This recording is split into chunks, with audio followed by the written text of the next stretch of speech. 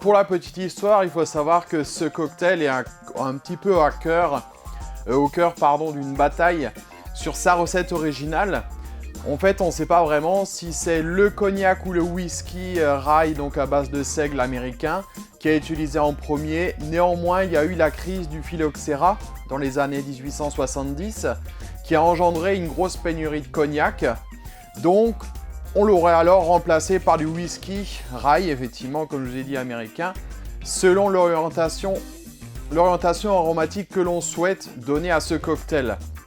Les plus chauvins garderont effectivement cette recette de cognac, mais vous pouvez vraiment vous amuser et essayer de faire avec du cognac ou effectivement un bourbon rye. Et le cocktail, il a été inventé fin du 19e et effectivement, il était à la mode dans les années 20, dans les années 30, dans beaucoup de bars. Et maintenant, nous allons passer à ce cocktail, le Sazerac. Alors, je ne sais pas si ça se dit effectivement Sazerac, directement. Alors pour ça, effectivement, il va nous falloir du bitter péchaud directement, puis du cognac, puis de l'absinthe. Alors vous inquiétez pas, l'absinthe, on va l'utiliser effectivement pour vraiment aromatiser le cocktail. Et c'est un cocktail qui va se faire effectivement au verre à mélange. Pour ça, on va mettre des glaçons à l'intérieur. Donc n'hésitez pas à mettre vraiment pas mal de glaçons. C'est un cocktail quand même qui est relativement sec. Donc du coup, mettez pas mal de glaçons à l'intérieur. Vous allez voir, en fait, ça va être assez simple à faire.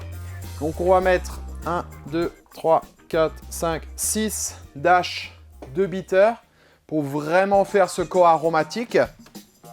Puis nous allons mettre 6 centilitres de cognac.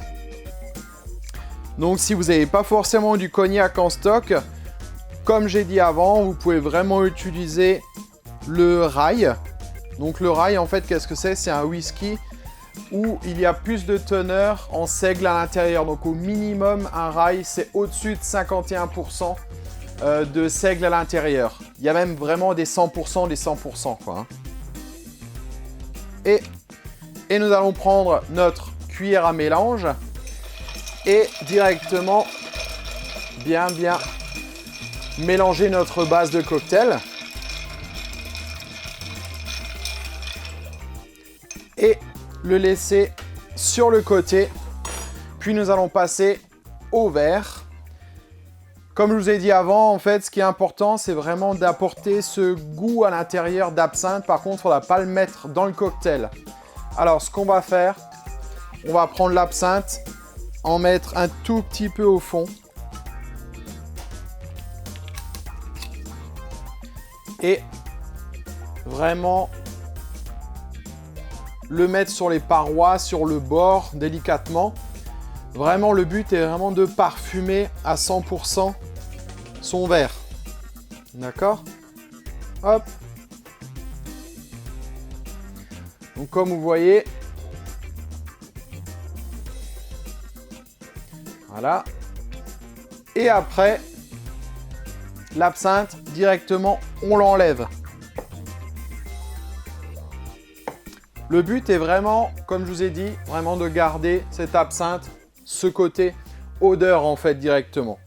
Puis nous allons reprendre notre verre à mélange avec notre passoire. Nous allons le mettre directement dans le verre.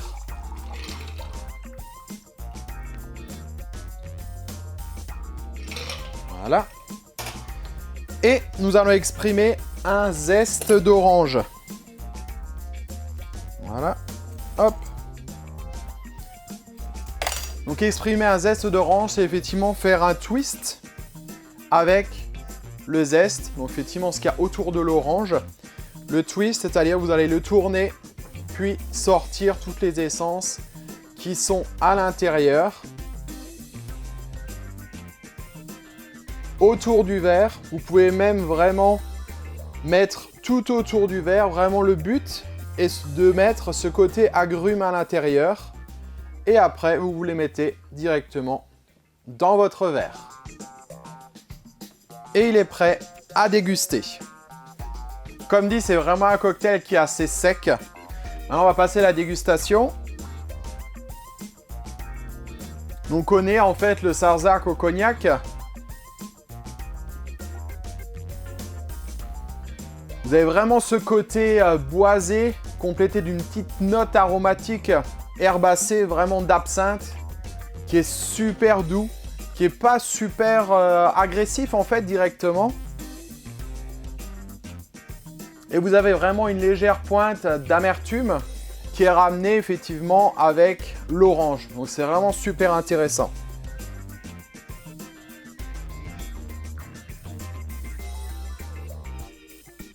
Alors ça prend vraiment bien le palais. Alors là j'ai pris vraiment un cognac aussi assez sympa quand même. Donc prenez des bons cognacs. Ceux qui n'ont pas forcément de cognac, prenez vraiment des alcools, des spiritueux de très bonne qualité. C'est vraiment ça qui va faire la différence. Après le bitter, Pécho aussi a cette particularité d'être un petit peu plus sec effectivement que d'un bitter par exemple comme l'Angostura directement, et qui est fait dans les règles de l'art effectivement à l'ancienne. Donc c'est vraiment ça qui va vraiment apporter votre goût.